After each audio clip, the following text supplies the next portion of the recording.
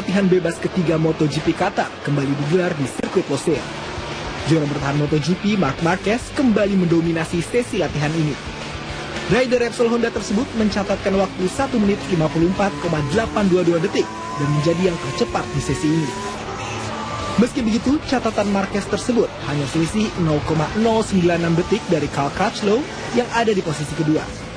Sementara rider Ducati Andrea Iannone menyelesaikan sesi ini dengan waktu 1 menit 54,992 detik dan menjadi ketiga tercepat. Duo Yamaha, Jorge Lorenzo dan Valentino Rossi tampil kurang memuaskan di sesi ini dan harus puas di posisi ke-8 dan 9.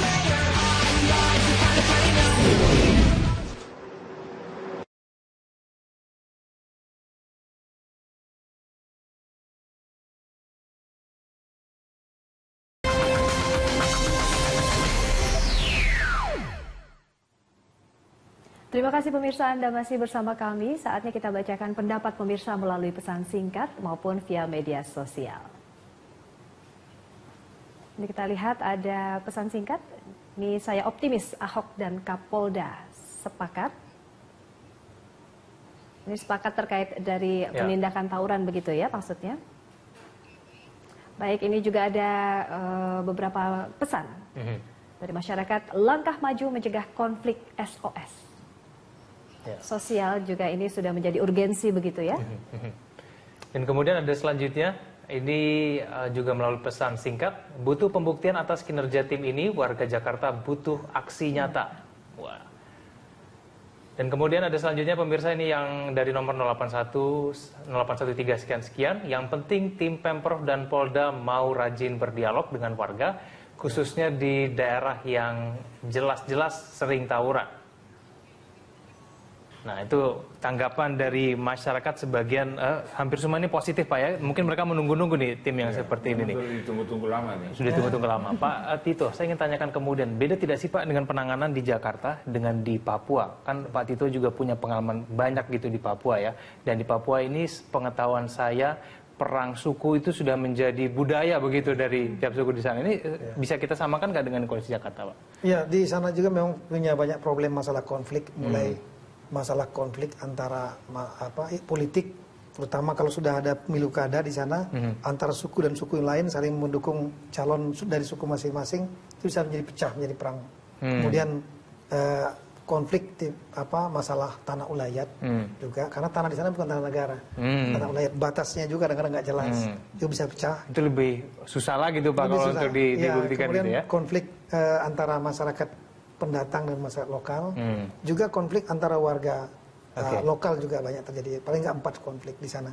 Nah ini penanganannya sama, kita harus proaktif prinsipnya, dialog lebih banyak, pertemuan lebih banyak. Tadi ada SMS, saya sependapat sekali, dialog itu yang paling penting, komunikasi, dialog, turun, bicara. Ini akan bisa mencairkan, meskipun permasalahannya kompleks, rumah yang kumuh, situasi yang sulit, kemiskinan, tapi sebetulnya bisa diselesaikan atau dicairkan dengan banyak dialog, banyak pertemuan dan lain-lain untuk menenangkan emosi yang tinggi gitu. Nah, sehingga kita bisa mencegah kalau terjadi ada kemampuan deteksi sangat penting. Begitu nanti ada potensi akan bisa membuat pecah, trigger faktor pemicu, cepat langsung ditangani. Nah, jangan sampai sudah pecah besar, itu repot sekali. Baru nelfon polisi, wah udah. Polisi salah tembak lagi. Waduh, bahaya itu. Lambat. Ya. Ini Pak Tamrin, terkait juga feedback ya Pak ya, ini tim terpadu, tapi juga memerlukan feedback dari masyarakat. Ini ada guru, orang tua, dan juga aparat terkait di lingkungan. Ini harus melakukan apa urgensinya begitu? Ya, kalau secara kemasyarakatan saya kira satuan-satuan atau ikatan-ikatan pada tingkat komunitas, kalau di Jakarta itu RW, itu saya kira harus lebih kuat di situ. Nah, mudah-mudahan Pak Ahok itu sudah memberi gaji atau itu yang cukup kepada para RW dan RT. Kalau sekarang ini kan semua orang tidak mau jadi ketua RW dan RT. Karena itu kerja sosial kan. Betul. Tapi kalau ada imbalan yang cukup bagus gitu dari Pak Ahok kepada tingkat RT dan RW, itu sebenarnya ujung tombaknya. Nah, kemudian berbagai macam organisasi pemuda dan perempuan di tingkat RW itu juga bisa membantu. Nah kalau orang tua ya itu kita kembali lagi ke solusi yang rada klasik bahwa ini orang tua harus ini, tapi ya itu semua orang udah tahu gitu. Pak Tamrin. Tapi yang saya antisipasi itu yang tadi Pak Tito udah bilang, kesulitannya itu justru barangkali di koordinasi antar pihak-pihak yang ada dalam tim terpadu ini. Nah untuk memadukan pihak-pihak yang berbeda-beda itu dalam satu tim yang terpadu, saya kira itu tantangan besar. Belum lagi memadukan anggaran misalnya, itu satu masalah. Tadi Pak Tito udah bilang kan itu satu masalah, dan sekarang sudah ada jalan keluar. Apalagi juga kemudian pemanduan kebijakan, strategi sampai dengan tindakan itu juga repot itu. Saya ingin tahu sendiri, Pak. Silakan Pak Tito. Beliau tadi sampaikan tadi bagus, saya pikir mengangkat dua isu itu, masalah koordinasi dan masalah anggaran. Jadi masalah koordinasi ini sebetulnya bisa diselesaikan berdasarkan pengalaman saya di Papua, itu dengan membuat standard operating procedure (SOP). Jadi begitu tim dibuatlah SOP-nya. Siapa berbuat apa, tim penghentian, cara bekerjanya, tim pencegahan seperti apa, penindakan seperti apa, pelatihannya, pemulihan kerjanya seperti apa, mekanismenya, ini bisa dibuat sebetulnya. Yang kedua masalah anggaran. Anggaran ini kunci menurut saya. Setelah tim ini dibentuk, tanpa anggaran nggak akan jalan. Anggaran ini sesuai instruksi Presiden nomor 1 2014 jelas disebutkan dibiayai oleh Pemda. Nah, dari APBD. Oleh karena itu, APBD, Pemda punya problem kadang-kadang berpikir bahwa ini adalah ada instansi vertikal dalam tim itu, yaitu Polri dan TNI yang menjadi urusan pemerintah pusat, sehingga ragu-ragu untuk mengalokasikan anggaran. Nah, dengan adanya Inpres ini, saya pikir ini adalah merupakan payung hukum agar Pemda tidak ragu-ragu untuk mengalokasikan anggaran untuk kegiatan ini. Nah, kegiatan ini nanti dari tiga tim ini, berdasarkan pengalaman saya, itu 60% kegiatannya teralokasi untuk kegiatan pencegahan. Besaran anggarannya visible ini butuh berapa, Pak? Tergantung tantangannya. Dipetakan dulu tantangannya. Setelah itu nanti dianggarkan dihitung berapa kira-kira untuk pencegahan berapa, untuk penindakan berapa, penghentian kekerasan, dan untuk pemulihan alokasinya kira-kira berapa. Ya nanti itu semua terserah nanti dari Bapak Gubernur, pemerintah, apapun yang dialokasikan. Kalau sudah ada jadi syukur. Ya, itu pembahasan mengenai anggaran sudah dimulai, Pak? Sudah disetujui angka berapa ini? Belum. Cuma Pak Gubernur langsung menyampaikan komitmen begitu berdiskusi, beliau sangat setuju dan beliau mendukung pembentukan tim dan beliau juga siap untuk mendukung anggarannya.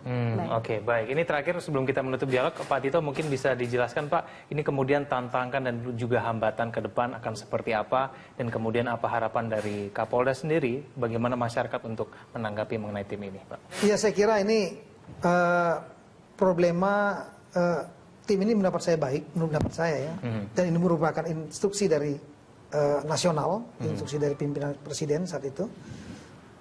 Tim ini saya kira harus dibentuk, kemudian sehingga kita bisa menyelesaikan persoalan-persoalan konflik di wilayah Jakarta secara lebih komprehensif dan lebih sistematis, dan kemudian kita melakukan langkah-langkah yang lebih proaktif.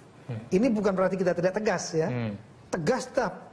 Ada pelanggaran hukum, tawuran terjadi, tangkap, proses tetap dengan cara-cara humanis. Tapi proaktif sebetulnya bisa, karena teorinya ada nih, teorinya beliau, teorinya terjadinya konflik itu selalu ada akar masalah dan ada trigger faktor yang sebetulnya di tiap tahapan bisa dicegah, tidak bisa jadi spontan begitu saja. Nah, ini tantangan kita ke depan saya kira adalah bagaimana tim ini bisa dibentuk, membuat SOP-nya, karena melibatkan mesin yang banyak.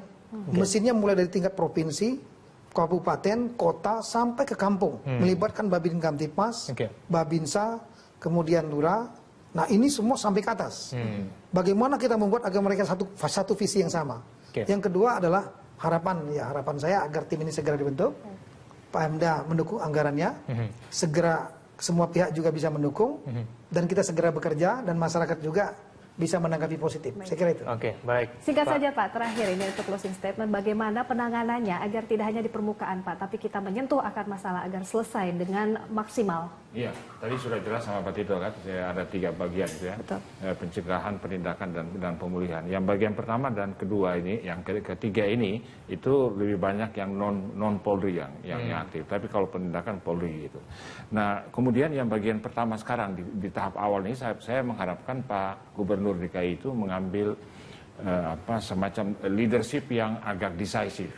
supaya anggaran benar-benar ada, kemudian mekanisme yang tadi sudah dirancang itu benar-benar dilakukan, dan kemudian tim terpadu ini jangan tim terpadu musiman, tapi dia harus permanen, karena potensi konflik kita tinggi karena masyarakat majemuk. Selalu ada pasti. Selalu ada. Jadi dipermanenkan dan kemudian dianggarkan di APBD secara rutin. Dari tahun ke tahun harus ada gitu.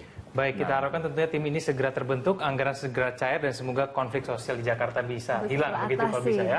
Hilang sih nggak mungkin. Nggak mungkin Pak ya. Dicegah dan diturunkan. Baik. Saya juga satu lagi, yang dimaksud anggaran jangan sensitif. Wah ini nanti polisi dapat anggaran, bukan. Anggaran ini selain untuk bekerja tim ini, juga untuk kegiatan masyarakat. Seperti tadi mau ada sepak bola bersama, seni bersama, itu kan anggaran dapat dinikmati oleh masyarakat juga. Oke, baik. Terima kasih Pak Tito atas kedatangannya dan juga informasinya. Pak Tamrin juga terima kasih telah hadir berdialog. Pemirsa, demikianlah dialog Lunch Talk hari ini. Anda bisa mengirimkan informasi dan saran kepada kami lewat email di news@berita1.tv. Ya, atau follow kami via Twitter, Facebook, dan YouTube. Nantikan Lunch Talk setiap hari pukul 13 sampai 14 waktu Indonesia bagian Barat. Saya Kevin Egan. Saya Indri Soekardi, terima kasih dan